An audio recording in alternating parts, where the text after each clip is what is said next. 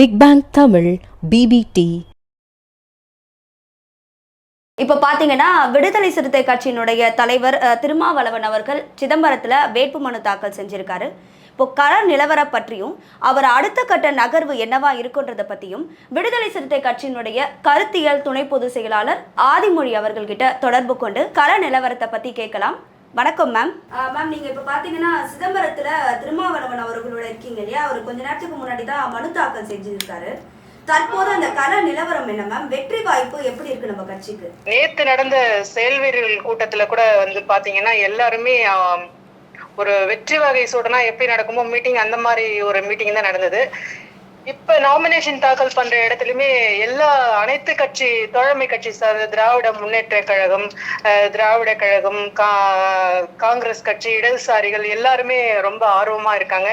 இந்த முறையும் பாத்தீங்கன்னா திருமாவளவன் அவர்கள் தான் இந்த நாடாளுமன்ற தொகுதிக்கு வரணும், அவர் தான் உறுப்பினராக வரணும்னு சொல்லி எல்லாருமே ஆர்வமா இருக்கிறாங்க. வாக்கு சேகரிப்புலயும் எல்லாருமே தீவிரமா இருக்கிறாங்க. இப்போ மக்களுடைய கருத்துமே திருமாவளவன் அவர்கள் வெற்றி பெறணும்னு தான் இருக்கு இல்லையா மேம்? ஆமா, கண்டிப்பா. அவர் அனைத்து மக்களுக்காக போராடக்கூடிய ஒரு தலைவரா இருக்காரு. பிற்படுத்தப்பட்ட ஒரு சிறுபான்மையினர், பெண்களுக்காக, ஏழை எளிய மக்களுக்காக, ஒடுக்கப்பட்ட மக்களுக்காக தொடர்ச்சியா நாடாளுமன்றத்துல குரல் கொடுத்துட்டு வராரு. அதனால எல்லா தரப்பு மக்களுமே பாத்தீங்கன்னா இப்ப சிதம்பரத்துல கண்டிப்பா சிதம்பரம் சார்பா திருமாவளவன் அவர்கள் தான் பேசணும்ன்ற தெளிவா இருக்காங்க. அதையும் தாண்டி பாரதிய ஜனதா கட்சி நரேந்திர மோடி வந்துவிடவே கூடாது என்பதுல மிகவும் தெளிவா இருக்கிறாங்க. மேம், இப்போ நீங்க சொன்ன மாதிரி செயல் வீரர்கள் கூட்டம் நடந்தது இல்லையா நேற்று? ஆமா, நேற்று நடந்தது. அதுல ஒரு சில முக்கியமான தீர்மானங்கள் ஏதாவது நிறைவேற்றப்பட்டிருக்கும்ல, அதுல ஏதாவது 1-2 சொல்ல முடியுமா நம்ம மக்களுக்காக? தீர்மானம்ன்றதே நரேந்திர மோடி மீண்டுமா ஆட்சிக்கு வந்துடக்கூடாது என்பதுதான் எல்லாருடைய ஒட்டுமொத்த கருத்துமா இருக்கு. அது செயல் வீரர்கள் கூட்டம் என்பதனால செயல் வீரர்களுக்கு ஆலோசனைகள் வழங்கப்பட்டது. எல்லாமே ஒரு வேளாண்மைத்துறை அமைச்சர் MRK பன்னீர்செல்வம் அண்ணன் அவர்களும் பேசினாங்க. அப்புறம் சிவசங்கரன் பேசினாரு, கணேசன் அவர்கள் பேசினாங்க, அப்புறம் KS அழகிரி அவர்கள் எல்லாருமே பேசினாங்க. இதுல ஒட்டுமொத்தமா பாத்தீங்கன்னா எல்லாருடைய கருத்துமே இந்த முறை 40 நாடாளுமன்ற தொகுதியிலும் பாத்தீங்கன்னா இந்தியா கூட்டணியோட வேட்பாளர்கள் தான் வரணும். சிதம்பரத்திலயும் இன்னும் அதிகப்படியான லட்சக்கணக்கான வாக்கு வித்தியாசத்துல திருமாவளவன் அவர்கள் வெற்றி பெற வைக்கணும் அப்படின்ற மாதிரி தான் எல்லாருமே பேசினாங்க. ஒரே அஜெண்டா, NDA கூட்டணி வரக்கூடாது, நரேந்திர மோடி மீண்டுமா ஆட்சி கட்டில அமரக்கூடாது, RSS கும்பல், அவங்களை இயக்குகிற RSS கும்பல் திரும்பவுமே அப்படிப்பட்ட ஒரு சூழல் நிலவக்கூடாது, மக்கள் நலனில் அக்கறையுள்ள இந்தியா கூட்டணியில் உள்ள எல்லா வேட்பாளரும் வெற்றி பெற வேணும் அப்படின்ற மாதிரி தான் எல்லாருமே பேசினாங்க. இணைப்புல கள நிலவரத்தை ரொம்ப அழகா பகிர்ந்துக்கிட்டீங்க. நன்றி மேம். வணக்கம் ரஜினிகாந்த் சார். வணக்கம். வணக்கம். நான் இங்க BBT தமிழ்ல இருந்து நெறியாளர் ராதிகா பேசுறேன். வணக்கம். சொல்லுங்க சார். நீங்க இப்போ சிதம்பரத்துல திருமாவளவன் அவர்களுடைய இருக்கீங்க. அவர் இப்போ வேட்பு மனு தாக்கல் பண்ணியிருக்காரு. இப்போதைக்கு அங்க கள நிலவரம் என்ன சார்? காலையில ஒரு 11:15 மணிக்கு தலைவர் டாக்டர் திருமாவளவன் அவர்கள் வேட்புமனு தாக்கல் பண்ணாங்க. வேட்புமனு தாக்கல் பண்றதுக்கு முன்னாடி அரியலூர் நகரத்துல இருக்கிற அறிஞர் அண்ணா, தந்தை பெரியார், புரட்சியாளர் அம்பேத்கர், கர்ம வீரர் காமராஜர் ஆகிய சிலைக்கு மாலை அணிவிச்சாங்க. கலைஞர் சிலைக்கும் தலைவரோட அமைச்சர், போக்குவரத்து துறை அமைச்சர் SS சிவசங்கர் அவர்கள், அதே போல வேளாண் துறை அமைச்சர் MRK பன்னீர்செல்வம் அவர்கள் உள்ளிட்ட அமைச்சர் பெருமக்களும் சட்டமன்ற பாராளுமன்ற உறுப்பினர்களும் கூட இருந்தாங்க.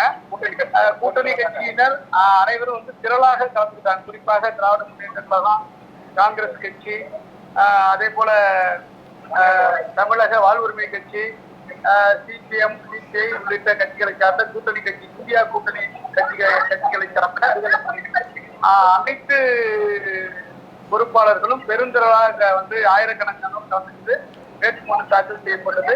வேட்புமனு தாக்கல் செய்து தலைவர் வெளியே வந்த பிறகு வெற்றி முழக்கங்கள் கோஷமிடப்பட்டது.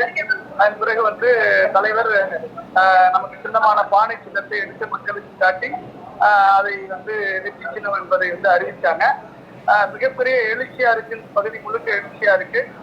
அனைத்து கட்சிகளை சார்ந்தவர்கள் மட்டுமல்லாமல் குறிப்பாக இந்த பகுதியில வாழ்கிற அனைத்து பொதுமக்களும் மிகப்பெரிய ஆதரவை தலைவருக்கு தெரிவித்து வர்றாங்க.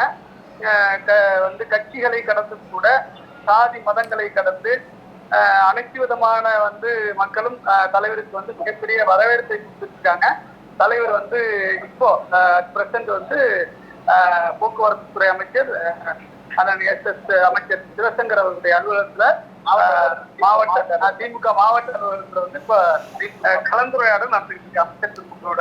வெளியில ஆயிரக்கணக்கான தொண்டர்களும் பொதுமக்களும் காத்திருக்கிறாங்க. சார், இப்போ விடுதலை சிறுத்தை கட்சியில இருக்கிற 2 வேட்பாளருமே வேட்புமனு தாக்கல் பண்ணிட்டாங்க. இப்போ பிரச்சாரம் எப்போ எங்க சார் ஸ்டார்ட் ஆக போகுது? பிரச்சாரம் ஆல்ரெடி ஸ்டார்ட் பண்ணிட்டாங்க. பிரச்சாரம் நடந்துட்டு இருக்கு. இப்ப நீங்க பாத்தீங்கன்னா எங்க தலைவர் 25ஆம் தேதி கேள்விகள் கூட்டத்துல கலந்து பேசினாரு. அது அரியலூர்ல தான் நடந்தது. 3 சட்டமன்ற தொகுதிக்கு அரியலூர் ஜெயங்கொண்டம் 3 சட்டமன்ற தொகுதிக்கும் கேள்விகள் கூட்டம் முடிச்சு. அதே போல நேற்று சிதம்பரம், பவனகிரி, காட்டுமன்னார் கோயில் அதனுடைய கேள்விகள் கூட்டம் நேற்று சிதம்பரத்துல பெரிய அளவுல பொதுக்கூட்டம் நடந்துச்சு. அந்த பொதுக்கூட்டத்துல லட்சக்கணக்கானவரும் கலந்துக்கிட்டாங்க. நீங்க அதை பார்த்துருப்பீங்க, நேரடியில பார்த்துருப்பீங்க. அதுல கடலூர் பாராளுமன்ற தொகுதி வேட்பாளர் காங்கிரஸ் கட்சியினுடைய காயிசன் அப்படிங்கிற விஷ்ணு பிரசாத்தும் அதுல கலந்துக்கிட்டாரு. அவருக்கும் தலைவர் விஷ்ணு பிரசாத் இவருக்கு வாக்கு சேகரித்தார். தலைவர் அவருக்கு வாக்கு சேகரித்தார். அதே போல அந்த கூட்டத்துல அமைச்சர்கள் எம்ஆர்கே பன்னீர்செல்வம், அமைச்சர் எஸ் சிவசங்கர், அமைச்சர் டிவி கணேசன், சட்டமன்ற உறுப்பினர்கள் ஐயப்பன், ராஜேந்திரன், நெய்வேலி சட்டமன்றம் உள்ளிட்ட பெருந்திரளான கூட்டணி கட்சியினுடைய வேல்முருகன் உள்ளிட்ட தமிழக தலைவர் வேல்முருகன், முன்னாள் காங்கிரஸ் கட்சியினுடைய தலைவர் அழகிரி உள்ளிட்ட கூட்டணி கட்சி தலைவர் ஏராளமாக கலந்துக்கிட்டாங்க. அந்த கூட்டம் மிகப்பெரிய ஒரு மாநாடை போல நேற்று நடைபெற்றது. சரி, இப்போ பார்த்தீங்கன்னா நீங்கள் சொன்ன மாதிரி விடுதலை சிறுத்தை கட்சியினுடைய தொண்டர்கள், பொதுமக்கள் புடைசூழ தான் திருமாவளவன் அவர்கள் வேட்புமனு தாக்கல் செஞ்சிருக்காரு. இப்போ சிதம்பரத்துல விடுதலை சிறுத்தை கட்சியினுடைய வெற்றி வாய்ப்புன்றது எப்படி இருக்கு சார்? மிக பிரகாசமா இருக்கு. எதிரிகளே இல்லைங்கிற நிலைமையில இருக்கு.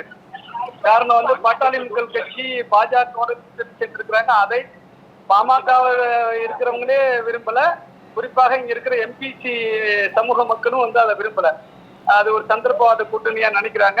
குறிப்பாக இடஒதுக்கீட்டுக்கு சமூக நீதிக்கு எதிரானவர்கள் பாரதிய ஜனதா கட்சியினர் அவர்களோடு கூட்டணி சேர்ந்திருப்பதை பாமகவினரும் விரும்பவில்லை. எம்பிசி பிசி உள்ளிட்ட எந்த மக்களும் அதை விரும்பல. அதனால அதே போல அதிமுக தனிச்சு நிற்குது.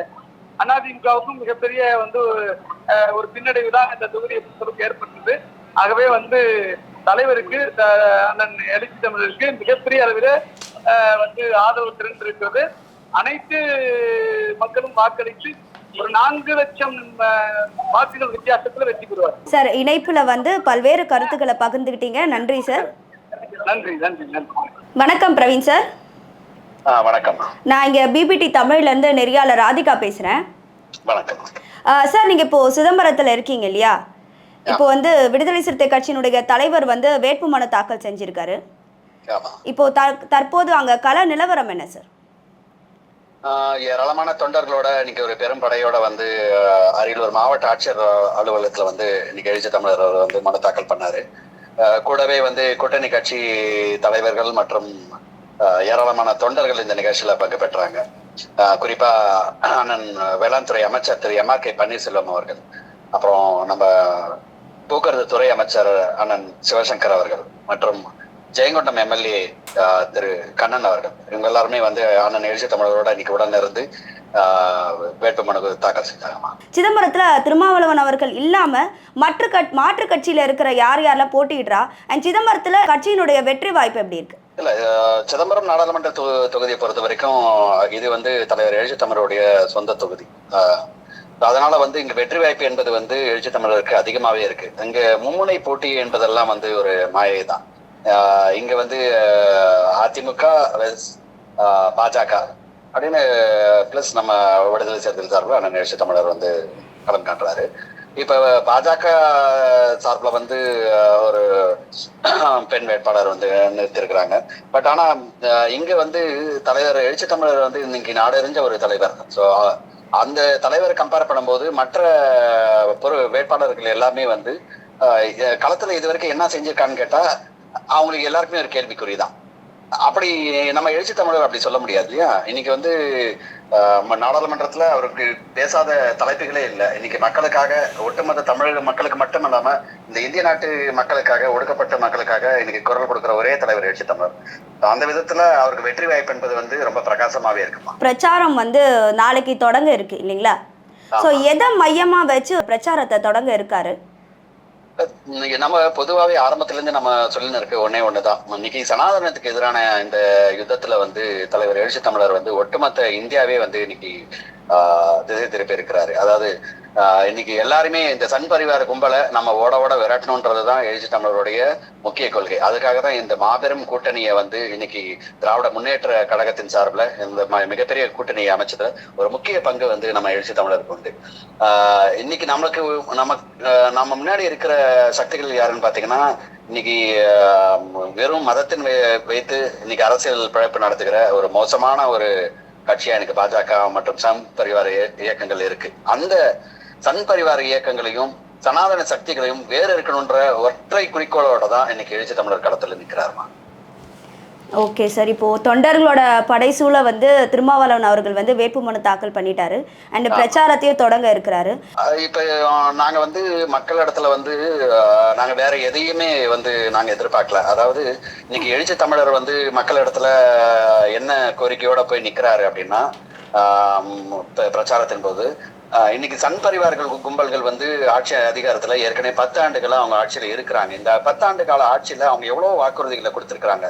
அதுல எந்த வாக்குறுதிகளுமே இது வரைக்கும் வந்து நிறைவேற்றதுனா இல்லை. அதாவது வருஷத்துக்கு வந்து நம்ம வேலை வாய்ப்பை வந்து 20 லட்சம் பேருக்கு வந்து நம்ம வேலை வாய்ப்பை கொடுப்போம்னாங்க. ஆனா அப்படி கொடுத்திருந்தா இன்னைக்கு வேலை வாய்ப்பு திண்டாட்டமே இருந்திருக்காது. இந்த 10 ஆண்டு காலங்கள்ல எல்லாருக்குமே வேலை வாய்ப்பு கிடைச்சிருக்கும். அப்படி டிமானிட்டைசேஷன் பத்தி உங்களுக்கு எல்லாருக்குமே தெரிஞ்சிருக்கும். டிமானிட்டைசேஷன் அப்ப வந்து நம்ம எவ்வளவு அவதிப்பட்டோம், பண மதிப்பிழப்பு, பணத்தை பண மதிப்பிழப்புன்னு அப்ப எவ்வளவு நம்ம அவதிப்பட்டோன்றது வந்து நாடறிஞ்ச ஒரு செயல்.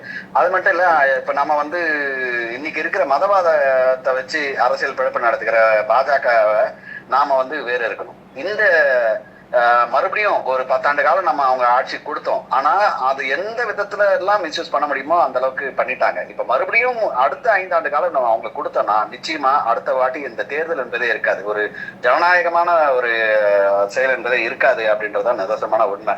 இன்னைக்கு நம்ம ஜனநாயகத்தை காப்பாற்றணும்னா கட்டாயமா இந்த இந்தியா கூட்டணி கூட்டணிக்கு தான் நம்ம வந்து நம்ம வெற்றி வாய்ப்பை வந்து தேடி தரணும்.